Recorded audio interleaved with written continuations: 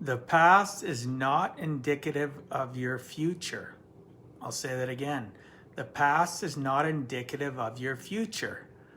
Well, for some that may not understand what I'm saying, literally, so many people dwell and live in the past. And it could be an adult living in the past of a trauma that happened to them when they were a kid, or it can be a child that has lived through trauma of abuse, or even a broken up family can cause trauma, and they grow up into teenagers, into adults, and it affects them, and they live in the past. I've seen that in my own children.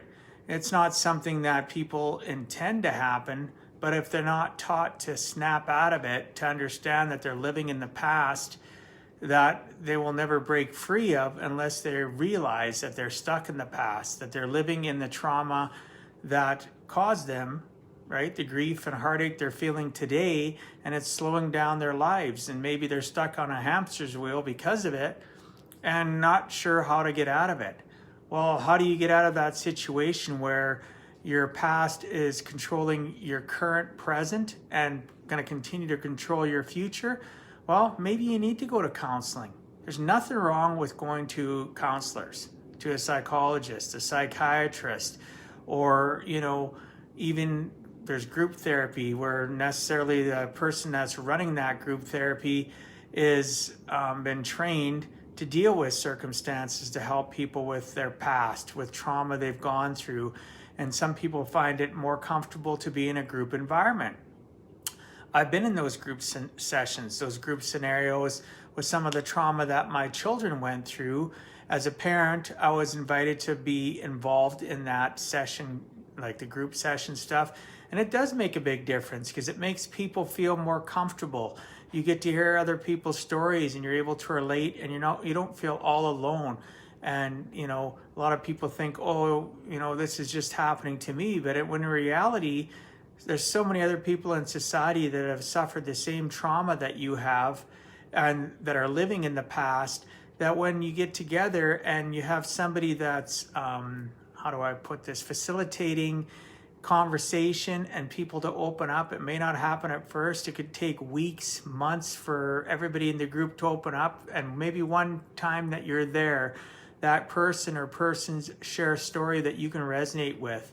And there's a light bulb moment that goes on in your head, and you realize that, that's similar to what I've gone through, or that's exactly what I've gone through.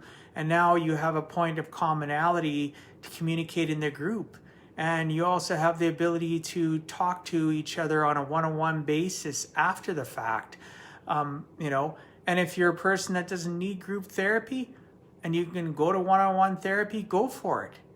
And in today's day and age, I know, not sure about the US, but in Canada, you can actually get prorated counseling, meaning they look at what you make for your salary, and the rate you might pay, let's say, is $100 an hour, might only be $50 an hour because you, have gone to a counselor, psychologist, again, psychiatrist that offers prorated services.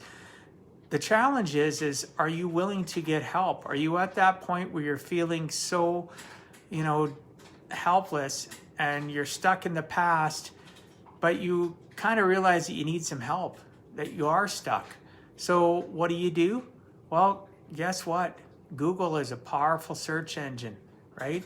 And you can search for people in your area and you can put in and search for people that maybe do prorated services. Sometimes there's government services depending on who you are, where you're located, and you can get it for free for so many sessions to help you out. But bottom line, sometimes you need to talk it out with somebody. You need to talk to people to get to that place where you are more self-aware. The realization of the trauma or what you've experienced in your past has been holding you back, and you're tired of it and you want to move forward. And it's okay to be vulnerable and realize that you need help to get past that hurdle and move on in your lives, right? So realizing again, the past is not indicative of your future means the past doesn't have to be your anchor. It doesn't have to slow you down. There are different avenues of support out there that can help you. Maybe you just need somebody to push you.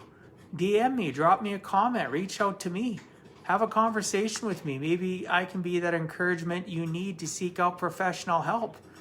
Heck, I'll go so far as to give a heck, and I'll use Google and Google your area that you live and try to help you find somebody that could help you out so that you don't have to be stuck in that rut any longer.